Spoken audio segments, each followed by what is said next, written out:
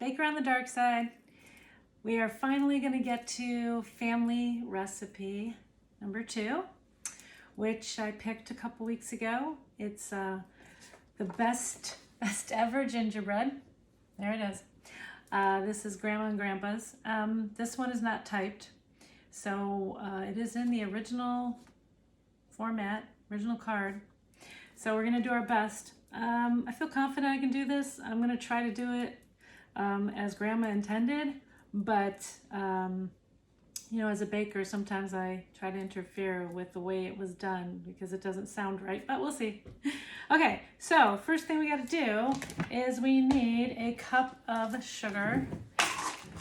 And as I told you before, you know, gingerbread is not my fave at all, but okay. So it's 1 cup of sugar. Then she says, with the sugar, you're going to add all your spices. So we start with a 1/4 teaspoon of salt. So we're going to start with that. I use light salt, as you all know by now. And then it's 1 teaspoon of ground ginger. And I got my adjustable spoon, so I can only need to use 1. All right. So ground ginger, very potent stuff. You don't want a lot of this. I was kind of surprised there's no fresh ginger in there, but okay. So there's that. 1 teaspoon of ginger.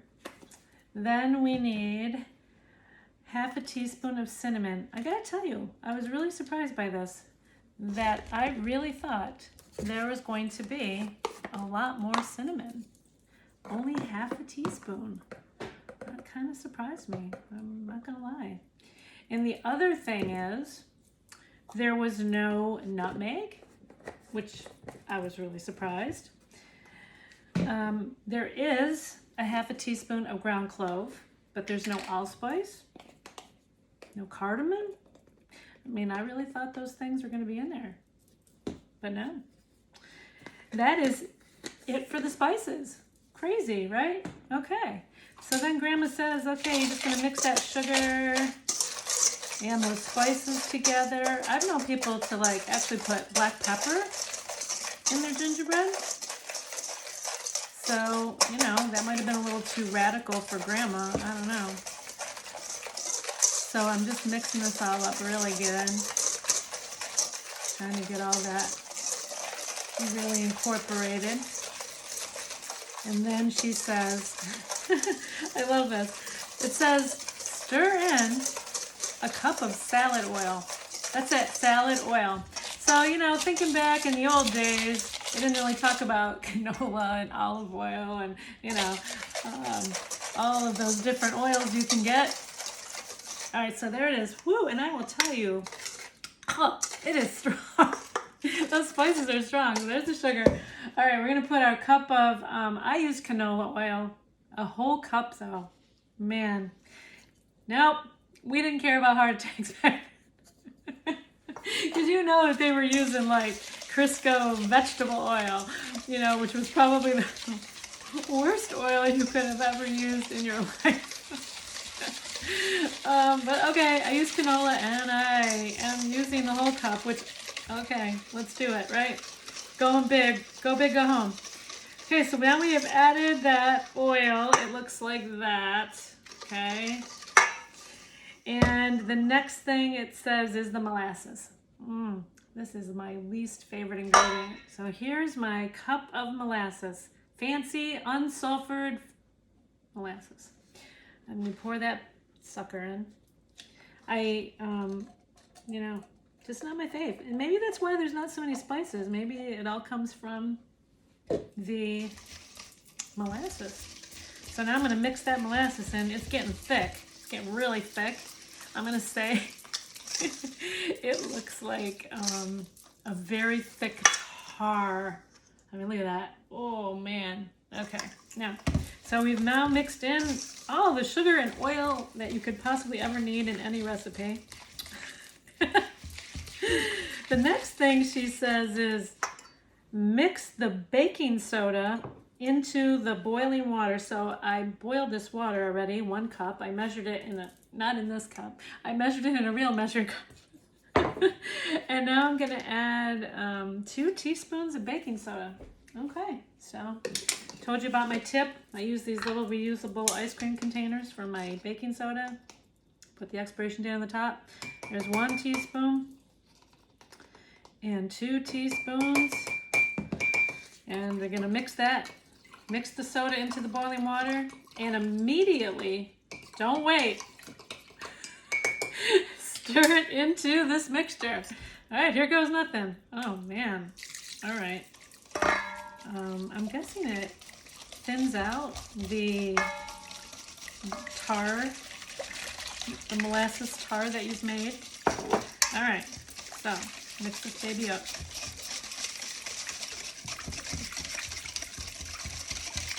This is a very strange recipe. Still smells very strong. All right, so now it's looking like that. Now we're really thinned. We're thinned out from the hot water. I wouldn't say I use boiling. I probably would say I use pretty warm. I don't want to cook the eggs. All right, so now I have done that. Okay, then it says to gradually blend in the flour and prevent it from lumping. Okay, so 2½ cups of flour. All right, I got my all-purpose organic King Arthur flour. You can use any flour you want. This is what I use. I always use a ½ cup measure instead of a cup. It's easier to manage. I know people say sweep and whatever, sweep it and measure it exactly. I could, but I'm getting pretty good at measuring. So that's 1 cup and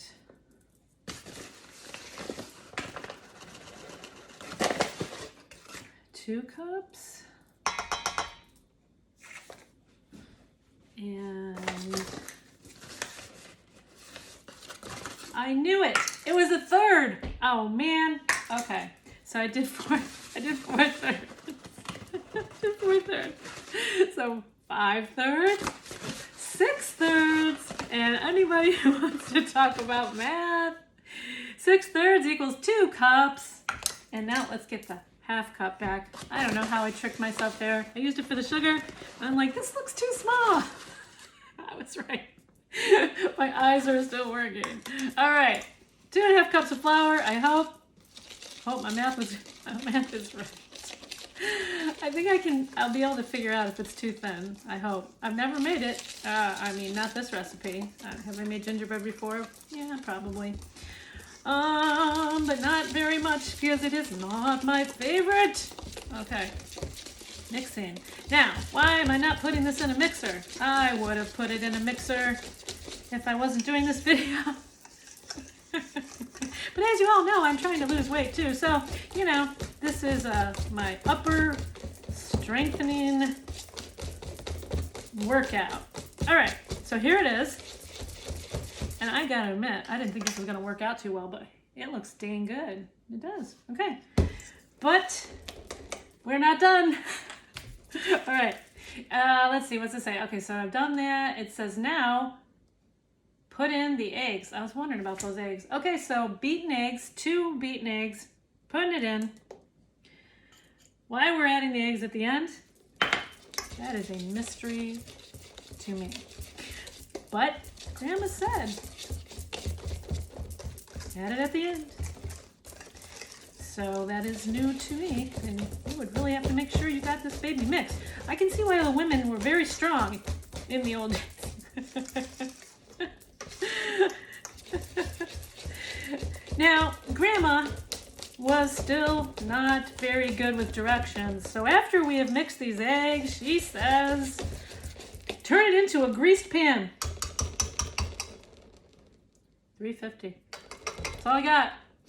So, it looks good, though. I think it looks like gingerbread. I know gingerbread is fairly thin, so it smells good. Smells like gingerbread. Kind of the right consistency. Now, as far as the pan, so Grandma's gingerbread, you know, she probably used a cake pan, probably, don't know. I didn't eat it then, and I'm not gonna eat it now. This is for my husband. But my wheels were turning because you can't take the Yummy's cheesecake out of the Yummy pastry chef, baker, whatever. So I had my wheels turning about, I would like to make a new kind of cheesecake. So one thing about my cheesecakes is I used cake at the bottom of my cheesecakes. So what I'm gonna do is, I'm gonna make a regular loaf size for my husband, but I'm gonna take some of this and I'm gonna put it in the bottom of a 13 by 9 because I will show you later, much later, what I'm gonna do with this. It's gonna end up being part of a Thanksgiving cheesecake that I am going to create. I'm not sure if it's gonna work out, but we'll see. Just a little bit. I want this to be the base of my cheesecake that I'm gonna make. And I'm pretty good with that. That's good. I don't want it to be too thick. It's just gonna be like the bottom. So that I'm gonna bake for a later time, and that's a 13 by 9. And then I'm gonna make this into like a long loaf. This is kind of a fancy loaf pan. So I'm gonna make this into a loaf pan because he likes his gingerbread, and originally I said I was gonna make it into a birthday cake, but the thing about that is that, you know, we wanna eat the cake too, and we're not gonna eat the cake if it's gingerbread. The kids have revolted. They said, no, we're not gonna eat that. So he's just gonna get himself a little extra birthday ginger cake or non-birthday ginger cake. All right, so here we go. I'm going to use my spatula, get the last of it out. But you see the consistency there, right? Can you see that?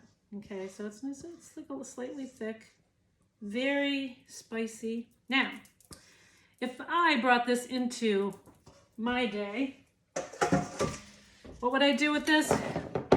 What would I do to it? Make it chocolate. No. Okay.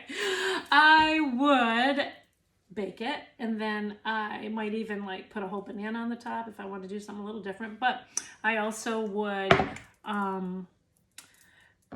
absolutely put a cream cheese frosting on this thing if I had to, a glaze or something. It's not what Grandma did, but I'll show you what Grandma did later. So I'm going to bake these 350 degrees. She did say 40 to 45 minutes. My little crust here will probably take like 20 or 50, probably not even, probably 15. This guy, it would probably take that time because I think Grandma probably made it in like a 13 by 9. But I'm gonna have to test it out and see. So this loaf pan, I'm gonna start it at like 35 and see what happens, and then I always gradually add. It's always better to be less time than too much time. So I'm gonna start with the 35 and we'll see what happens. I'll see you on the other side. Thanks for watching. Baker on the Dark Side. Hi everyone, Baker on the Dark Side. All right, guess what? The gingerbread is done. Look at that. It looks dang good, right? All right, so I got my beautiful little country plate here. And I'm gonna flip it out. Came right out, all that oil. All right, so here it is. Look at that. Nice. Look at that. Hey, can you smell it?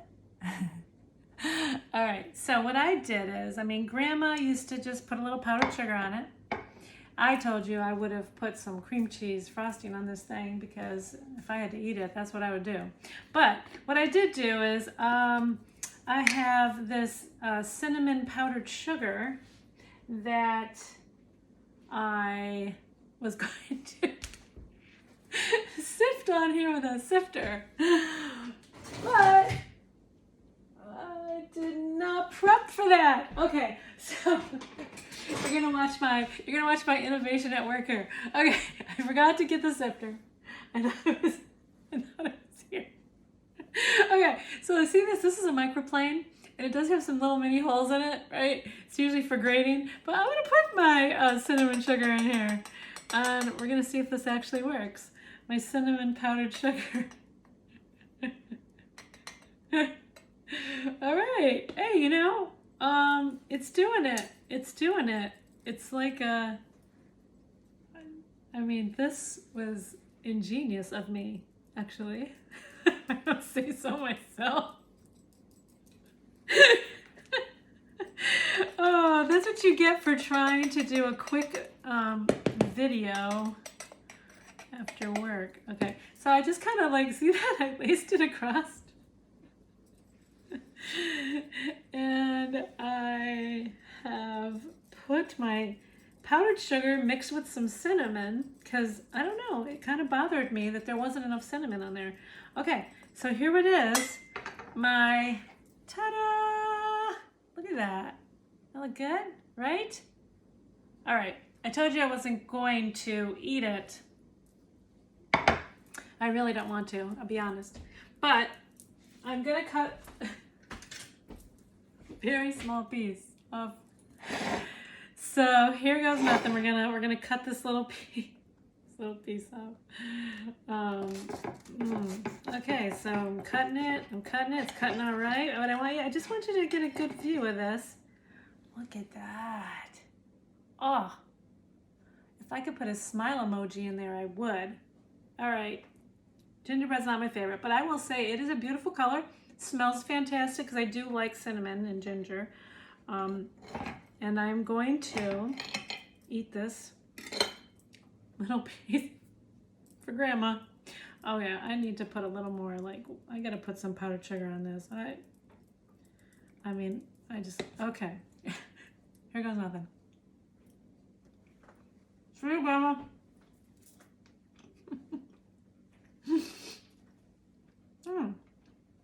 You know, it almost tastes like, almost like a date cake.